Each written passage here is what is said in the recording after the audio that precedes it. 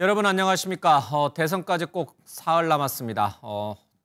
판세가 어떻게 돌아가는지 또 그동안의 흐름이 어떻게 전개가 됐는지 네 분 모시고 얘기를 좀 나누겠습니다. 박창환 장한대 특임교수, 최수영 시사평론가, 김성열 개혁신당 수석 대변인, 그리고 이택수 리얼미터 대표 모셨습니다.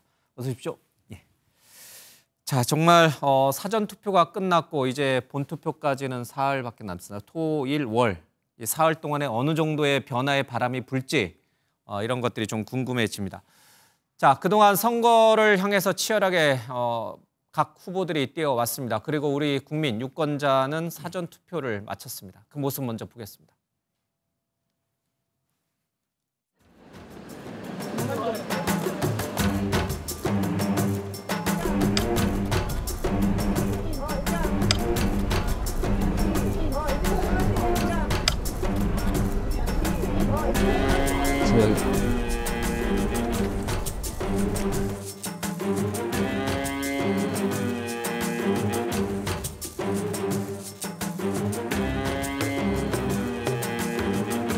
아니, 선생님 발코니로 들어가셨잖아요. 야외 발코니. 자, 건조물 침입 혐의가 있습니다, 선생님은 지금.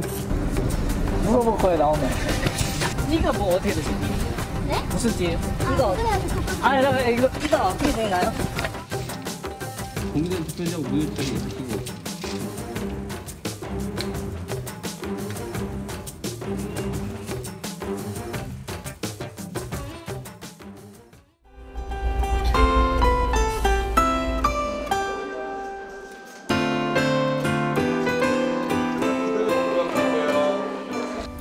투표는 우리 대한민국 주권자들의 주권을 행사하는 가장 확실한 수단입니다. 우리 청년들과 함께한 취지는 대한민국이 청년의 시대로 다시 되돌아갈 수 있게 해야 되고, 이번 대선이 그 출발점이 됐으면 좋겠다는 소망으로 함께했습니다.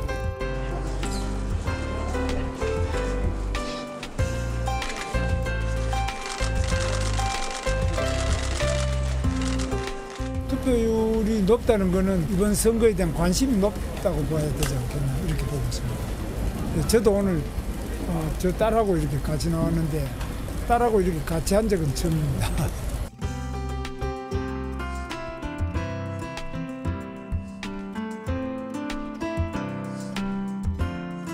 저는 동탄 이신도시를 대표하는 국회의원으로서 그런 열망을 담아서 이번에도 정치 교체, 세대 교체, 시대 교체를 이뤄내겠다는 마음으로 선거에 임하고 있습니다.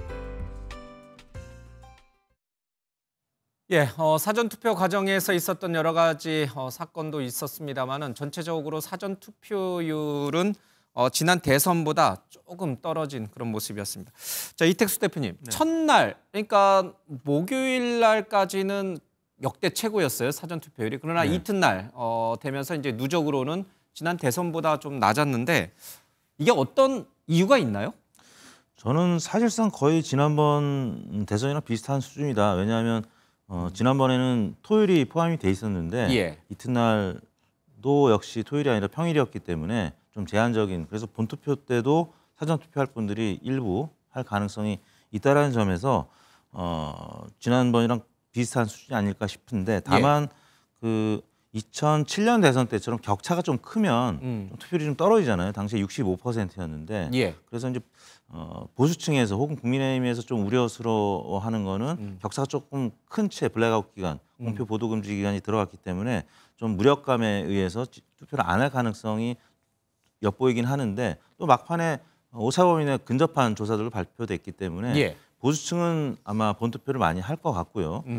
그래서 투표율만 봐서는 사실 지난 20대 대선 때는 사전투표율이 굉장히 높았는데도 또 보수 후보가 되지 않았습니까? 윤석열 후보가 됐었죠. 네, 그래서 이제 투표율만 봐서는 가늠하기는 어려운데 일단 지역별로 세분화해서 보면 호남이 지난번보다 투표율이 좀 상승했고 영남이 좀 하락한 부분, 이 부분은 민주당에서 좀 반색할 만한 그런 상황이긴 한데 김문수 후보가 사실 처음에는 공약으로 이 사전투표를 폐지하는 쪽 얘기를 했었는데 또 본인이 사전투표를 하지 않았습니까? 그래서 약간 국민의힘 지지층에서는 좀 혼란스러운 그런 상황이었었는데 본투표는 많이 할 것 같아요. 그런 면에서는 또 보수층도 기대할 만한데 일단 이것만 봐서는 사실 좀 가늠하기는 어려운 수준이 아닌가 싶습니다.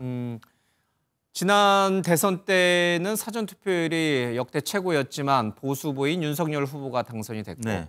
이번에는 지난 대선보다는 사전 투표율이 좀 낮지만 그것이 누구에게 유리하고 네. 누구에게 불리하다라 예측할 수 있는 그런 네. 근거는 되지 못한다. 네, 당시에는 근데 윤석열 후보가 또 사전투표를 독려했습니다. 본인도 또 사전투표 했었고, 예. 그리고 방송인 김어준 씨가 대선 끝난 다음에 민주당이 패배한 거는 윤석열 후보가 사전투표를 본인이 했고 독려했기 때문이다라고 하면 인정을 한 적이 있거든요. 예. 그래서 그런 부분이 지난번 대선에 좀 영향을 미쳤는데 이번은 조금 혼란스럽기 때문에 보수층이 본투표 얼마나 많이 하느냐 그 부분이 관건이 될 것 같습니다.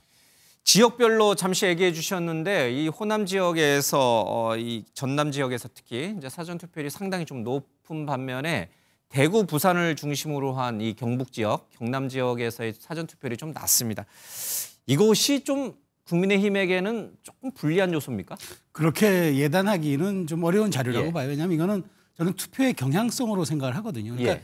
기본적으로 보수 진영이 있는 지금 지역 쪽에서는 강한 지역세가 있는 곳에서는 본투표율이 높았고 그다음에 사전투표 같은 경우에는 진보적 성향이 강한 호남이 예. 늘 높았어요. 그러니까 이거는 경향성으로 보고 저는 본투표 날이 되면 상당히 보정이 될 거라고 봅니다. 총량의 합으로 놓고 본다면 예. 거의 비슷할 것 같은데 다만 저는 이제 이번에 대선이 지난번과 진영 대 진영이 총결집했던 지난 대선과 달리 예. 지난 대선은 77.8%가 이렇게 투표율이 나왔을 텐데 올해는 조금 사전 투표율도 그렇고 총량으로 가도 한 75%포인트 선에서 저는 아마 투표율이 마무리되지 않을까 싶어요. 그런 예. 측면에서 지금 보수 진영에서도 투표율을 최대한 끌어올리는 게 저는 굉장히 중요한 부분이 됐다. 왜냐하면 총량에서 합을 이뤄줘야지 기본적으로 제3당 후보도 있기 때문에 그런 측면에서 사전 투표율이 낮은 거에 대해서 이게 아마 국힘이 불리할 것이다. 이렇게 예단하기는 어렵고 일종의 경향성으로 놓고 본다면 총합은 어느 정도 본투표율에서 다 보정될 것으로 생각이 됩니다. 예. 오늘 박근혜 전 대통령이 대구 서문시장에 갔어요. 가서 뭐 정치 얘기는 언급을 피하긴 했습니다마는 박근혜 전 대통령 자체가 대구 서문시장에 나타났다는 것 자체만으로도 김문수 후보에게는 상당한 도움이 될 것이다. 이런 이제 예측이 나오는데 이것이 낮은 투표율을 좀 끌어올리고 또 대구, 부산에서 김문수 후보 쪽이 조금 불리하고 이재명 후보 쪽이 상승세가 있다 이런 분석이 있었는데 그 흐름을 꺾을 수 있는 것인지 그런 부분도 좀 궁금해집니다. 그러니까 일정 부분 저는 가능성이 있다고 보는 게 그동안 보수 진영의 후보가 이기는 승리의 법칙이 TK에서 최소한 TK에서는 투표율 80에 득표율 80이었습니다. 80, 80이 형성될 때는 꼭 그 승리를 거두었다는 공식 법칙이 있는데 이번에 김문수 후보는 조금 뒤늦게 출발을 한 데다가 그다음에 당의 내홍을 후보 교체라는 내홍을 겪으면서 사실상 보수의 진영의 총결집 내지는 표의 결집을 다 못했다 이런 지적이 있었거든요. 그래서 이재명 후보가 이걸 파고들어서 최소한 TK에서 30% 득표를 해보겠다고 굉장히 많이 방문하고 특히 고향 안동가 강조하고 그랬잖아요. 그랬기 때문에 저는 마지막에 박근혜 전 대통령의 이러한 행보들이 아마 김문수 후보의 총량 80의 투표율과 득표율을 좀 견인해내는데 저는 그래도 상당 부분 좀 도움이 될 것이다. 본 투표율에서 저는 저 부분이 상당 부분 반영되지 않을까 그렇게 전망합니다. 우리 김성렬 수석 대변인 어떻게 생각하세요? 박근혜 전 대통령의 이 대구 서문시장 방문이 대구 지역 판세에서 이준석 후보도 사실은 이 지역에서의 표를 좀 기대하고 있었잖아요. 그렇죠? 네, 그렇습니다.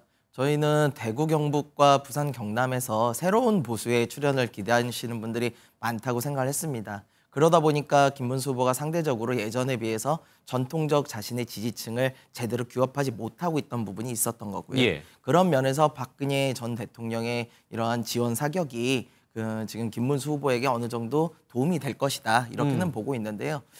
근데 좀 아쉬운 부분은요. 지금은 사실 투표가 이제 3일 앞으로 다가온 상황 아니겠습니까? 이미 사전 투표는 했고 그렇다면은 지금은 자신의 원래 지지층이 아니라 중도층 즉 스윙 보터들한테 좀 더 어필을 해야지만 이길 수 있는 선거가 될 겁니다. 근데 그럼에도 불구하고 이제 와서 지금까지도 자신의 전통적 지지층이 호소하고 있는 이런 모습.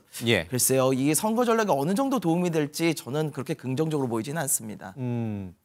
이른바 저수지론이라고 하죠. 이제 이게 어떤 유권자를 딱 가둬두고 움직이지 못하도록 만드는 것인데 이준석 후보가 이재명 후보가 표의 확장을 노리고 있는 20, 30대라든지 중도층이라든지 중도 보수라든지 이런 것들을 막아세우는 저수지 역할을 이준석 후보가 할 것이다. 이런 얘기가 있었습니다. 대구 경북 지역에서도 이준석 후보가 이재명 후보에게로 가는 그런 유권자들의 표심을 막는 그런 역할을 하고 있다고 보십니까? 예, 실제로 그렇습니다. 저희가 이번 대선을 들어와서 기존 이준석 후보가 가지고 있던 지지율에 비해서 상당히 많이 상승을 했습니다. 예. 근데 그 상당히 많은 상승의 기본을 보면은 단순히 김문수 후보의 표를 뺏어왔다라고 보기는 좀 어려운 것이 특히 토론이 끝나고 나서 이재명 후보가 여러 여론조사에서 하락세를 보일 때 저희는 상승세를 보였다는 거죠. 예. 즉 이재명 후보의 연성 지지층, 민주당의 연성 지지층이 저희에게 와서 표를 보태주고 있다. 이건 어느 정도 사실로 보입니다. 그런 와중에서 저희한테 자꾸 단일화를 요구를 하셨었는데 예. 그 단일화를 하게 되면 저희한테 왔던 이 연성 지지층의 민주당 연성 지지층의 표는 다시 이재명 후보에게 회귀될 가능성이 높았어요. 예. 그래서 만약에 단일화를 하게 되면 민주당만 좋은 일이다. 라고 저희가 계속해서 말씀을 드렸던 상황이고 그런 면에서 저희는 민주당 좋은 단일화는 절대 없다라고 계속 말씀드린 겁니다. 알겠습니다. 이준석을 찍으면은 이재명을 도와주는 것이다. 이제 그런 얘기도 좀 있었죠. 예, 네. 준칙명. 예. 자, 이재명 후보는 글쎄요, 이런 어떤 사전 투표율이라든지 아니면은 대구 경북 지역에 표심 바람을 일으킬 수도 있는 박근혜 전 대통령의 행보 이런 거에 대해서는 어떻게 평가합니까? 일단 사전 투표율이 호남 지방에서 높았던 거는 뭐 추세적인 흐름은 맞아요. 그런데 그럼에도 불구하고 이제 지지층의 결집이라고 하는 측면에서 대비가 되는 효과가 있다고 봅니다. 이번 대선을 국민 주권의 응징이라고 국민 주권이 계엄과 내란 세력에 대한 응징 투표라고 규정을 한 바 있거든요. 그렇게 본다면 이날만 기다려왔다. 투표소 문 열자마자 정말로 가가지고 울분에 이 투표를 한 건데 그런 점에서 본다면은 호남에서의 높은 사전 투표 지지율은 민주당을 지지하고 있고 또 윤석열 정부의 탄핵을 원했던 그런 분들이 얼마나 정말로 맺힌 게 많았는지 그런 거를 보여주는 상징이기 때문에 일종의 이제 지지층의 결집, 강력한 결집의 어떤 표현이라고 하는 측면에서는 긍정적인 면이 있다고 보고요. 반면에 이제 보수 지역에서 물론 뭐 과거에도 보수 지역의 사전 투표율이 낮았지만 이번에는 또 유독 더 낮았어요. 지난번보다 TK 같은 경우에는 뭐 4%에서 8% 정도 더 낮았는데 또 이게 뭐 추세적인 경향이다라고 앞에서 말씀하셨지만 그런 측면도 있고 또 하나는 윤석열 정권과 그다음에 국민의힘의 이 공천 과정, 경선 과정에서의 이 분란들이 그리고 단일화 실패에 대한 실망감도 반영돼 있는 거 아니냐. 물론 사전 투표에 대한 그 부정선거론에 대한 영향 이런 것도 있겠지만 지지층이 온전하게 결집 못하고 있는 보수 지지층의 어떤 그 지금의 흐름을 보여준다라고 하는 측면에선 투표율이 높은 것 그리고 실질적으로 만약에 투표율이 낮아진다면 즉 본투표까지 했는데도 지난번 77.1%가 안 된다면 그거는 누가 투표를 안 한 걸까? 민주당 지지층이나 중도층이 안 한 걸까? 아니면은 보수층이 좀 덜한 걸까? 그런 측면에서 민주당에서는 지금의 그 높은 사전 투표율 이것에 대해서 긍정적 신호로 해석하고 있다 이렇게 평가를 합니다. 알겠습니다. 일각에서는 사전 투표율이 지난 대선보다 낮은 이유 여러 가지 이유 중에 하나로 이른바 이제 부정선거 의혹을 좀 꼽는 분들이 있습니다. 특히 이제 사전 투표 관련해서 거부 반응이 있고 본투표에서 하겠다 이런 분들이 보수층을 중심으로 늘어나면서 사전 투표율이 지난 대선보다 낮은 거 아니냐 이렇게 해석하는 분도 있는데 글쎄요 이런저런 사건들이 좀 있었습니다. 그것이 곧 부정선거라는 어떤 의혹이라고 하는 것을 보여준다 이렇게 말하기는 어렵습니다만은 그 사건들을 먼저 좀 짚어보고 얘기를 듣겠습니다. 실제 사전 투표를 하는 유권자 수를 헤아리고 있는데 선관위에서 발표된 사전 투표자의 수는 그것과 큰 차이가 납니다. 투표자 수와 선관위가 발표하는 투표자 수를 확인하고 있습니다. 더 이상 회피하지 마십시오. 중앙선거관리위원장이 국민 앞에 직접 진심으로 사과해야 합니다. 부정선거를 계속 주장하는 것은 대선 불복을 위한 사전 작업이자 내란 연장 시도에 불과하다 것입니다. 무관용 원칙으로 엄중 처벌을 요청하겠습니다. 결국에는 이런 부실한 관리가 주권자들이 선관위를 불신하게 만드는 상황이 되면 안 되지 않겠습니까? 반복되지 않도록 재발 방지에 만전을 기해 주실 것을 촉구하고 부정선거 담론이 상당히 오랜 기간 대한민국에 있었기 때문에 그래서 저는 수사기관에서 명명백히 밝혀가지고 실제 어떤 선거 관리에 부정이나 아닌 부실이 있었던 것인지 수사기관에서 이것은 지체하지 않고 빠르게 수사 결과를 오늘 중으로 예, 남편의 신분증으로 대리 투표를 한, 그러니까 이제 사위 투표라고 하는데요. 그런 경우도 좀 있었고, 그리고 투표 용지를 받고선 대기줄이 너무 기니까 점심을 먹고 와가지고 투표 용지를 갖고 원래 이제 기표소를 나가면 안 되잖아요, 그렇죠? 그런 일도 좀 있었고, 또 지역의 이 선관위 건물에 무단 침입을 해서 내가 부정선거를 감시하려고 그랬다, 이런 일도 있었습니다. 자, 이런 것들이 아직 우리나라의 선거 시스템이 불안정하다 또는 부정선거 징조다, 이렇게 볼 수 있는 겁니까? 뭐 과거부터 선거 관리 차원에서 오류는 있어 왔습니다. 그거는 이제 오류가 발견되면 개선을 하면 되는 거고요.